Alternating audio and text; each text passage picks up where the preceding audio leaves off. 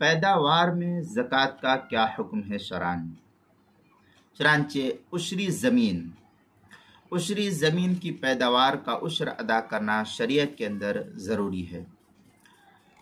دوسری صورت یہ کہ بسا اوقات پیداوار میں اس قدر غلہ بھی نہیں ہوتا جس کی قیمت خرچ شدہ رقم کے برابر ہو، ایسی صورت میں بھی عشر ادا کرنا لازم اور ضروری ہے۔ فتاوی عالمگیریہ میں ہے وَيَجِبُ الْعُشْرُ عِنْدَ أَبِي حنیفہ رحمہ اللہ تعالی فی کل ما تخرجہ الارض۔ اس طریقے کے عبارت فتاوی عالمگیریہ کتاب الزکوٰۃ الباب السادس فی زکوٰۃ الزرع والثمار، جلد نمبر 1 صفحہ نمبر 186، فتاوی تاتارخانیہ جلد نمبر 2 صفحہ نمبر 326، النصاب لوجوب العشر، البحر الرائق جلد نمبر 2 صفحہ نمبر 237 کے تحت جو ہے اس کو نقل کیا ہے۔